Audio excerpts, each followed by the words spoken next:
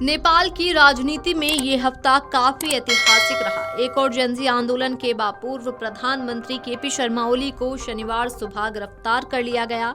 गिरफ्तारी के कुछ ही समय बाद उन्हें काठमांडू के त्रिभुवन यूनिवर्सिटी टीचिंग अस्पताल में भर्ती कराया गया। बताया जा रहा है कि वो लंबे समय से बीमार हैं और उनका पहले कई बार किडनी ट्रांसप्लांट भी हो चुका है। इस कार्रवाई से नेपाल की राजनीति में हलचल तेज हो गई है। पुलिस ने ओली को भक्तपुर स्थित उनके आवास से हिरासत में लिया और जिला पुलिस रेंज काठमांडू लाया गया। इसके बाद मेडिकल जांच के लिए अस्पताल ले जाया गया। इसी मामले में नेपाली कांग्रेस नेता और पूर्व गृह मंत्री रमेश लेखक को भी गिरफ्तार किया गया है। सरकार की ओर से कार्रवाई एक जांच रिपोर्ट के आधार पर की गई है।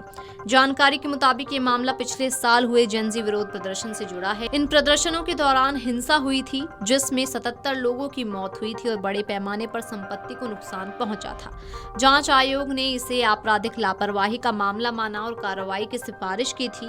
पूर्व जज गौरी बहादुर कार्की की अगुवाई वाले आयोग ने अपनी रिपोर्ट में ओली समेत कई बड़े अधिकारियों पर कार्रवाई की सिफारिश की थी। इसके बाद प्रधानमंत्री बालेन शाह की अगुवाई वाली कैबिनेट ने इस रिपोर्ट को लागू करने का फैसला लिया। इसी के आधार पर पुलिस ने गिरफ्तारी वारंट जारी कर कार्रवाई की। ओली के करीबी और सीपीएन यूएमएल नेता प्रदीप ग्यावली ने इस कार्रवाई को राजनीतिक बदले की कार्रवाई बताया है। उन्होंने कहा कि ये उनके नेता को निशाना बनाने की साजिश है। वहीं पार्टी मुख्यालय में इस मुद्दे को लेकर बैठक भी बुलाई गई है। रिपोर्ट में कई और अधिकारियों के नाम भी शामिल हैं जिन पर कार्रवाई की सिफारिश की गई है। इनमें पुलिस और प्रशासन के वरिष्ठ अधिकारी भी शामिल हैं। कुछ के खिलाफ सख्त कार्रवाई और कुछ को चेतावनी देने की बात कही गई है। नेपाल की राजनीति में बड़ा घटनाक्रम सामने आया। पूर्व प्रधानमंत्री केपी शर्मा ओली को पिछले साल हुए घातक जेनजी विरोध प्रदर्शन में कथित भूमिका के आरोप में गिरफ्तार कर लिया गया। ये कार्रवाई ऐसे समय में हुई जब नए प्रधानमंत्री बालेन शाह ने हाल ही में पद की शपथ ली है। सत्ता परिवर्तन के तुरंत बाद हुई इस गिरफ्तारी ने देश की राजनीति में हलचल तेज कर दी। नए गृह मंत्री सुदन गुरुंग ने कहा कि वादा तो वादा होता है और कानून से ऊपर कोई नहीं है।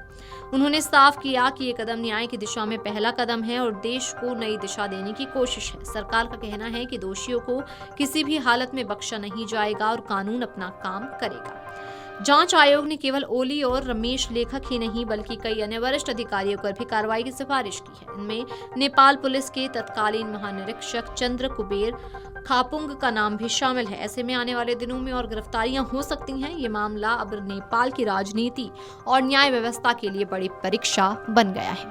वीडियो डेस्क अमरउजाला.com। अगर आप ये वीडियो YouTube पर देख रहे हैं तो हमारे चैनल को सब्सक्राइब कर बेल आइकन दबाएं और Facebook पर देख रहे हैं तो हमारे पेज को लाइक करें।